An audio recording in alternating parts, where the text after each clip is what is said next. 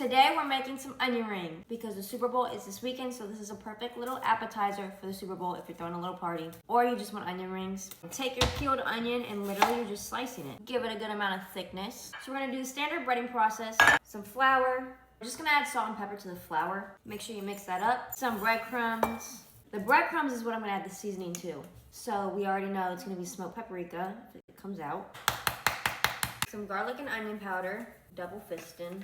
For fun, let's just add some Cajun seasoning. Super Bowl's in New Orleans. But you can add whatever seasoning you want to this. And now we're gonna add some eggs. I'm gonna do 2 eggs. And to stay on theme, I'm gonna add some Louisiana hot sauce too. Beat the eggs up. And to make your life easier, take some parchment paper and then a little sheet pan just to put the onions on when you're done. So for standard breading, you're gonna dip it in the flour first. And remember, dry hand, wet hand. Then we're gonna put it in the egg. This is our wet hand. Get it all in the egg. Moving over to the breadcrumbs, dry hand.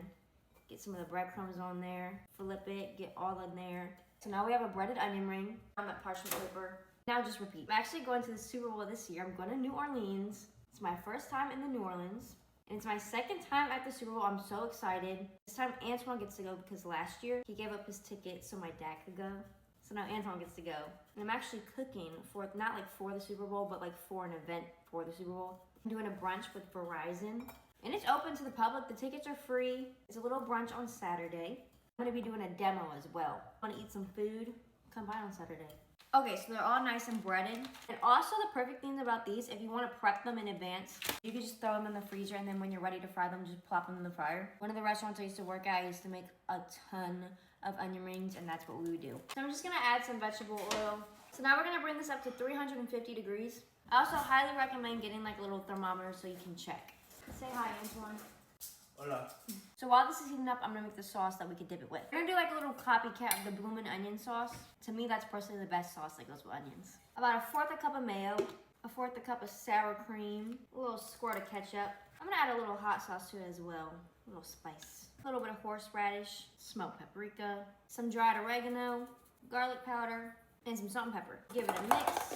Now it's time to fry. Literally just putting the onion rings in. We're gonna go off of color and not like time.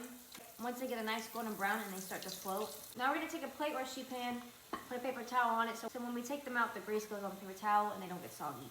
All right, so now after like 3 minutes, we're gonna remove it from the pan. So they're all done, nice and crispy. Our beautiful setup. Beautiful onion ring. Thank you. Look at that.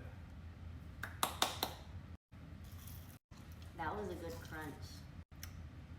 That was a good onion ring. Ooh, that's like a commercial crunch. These hit Thank you. dangerous right here. Ooh. Delicious.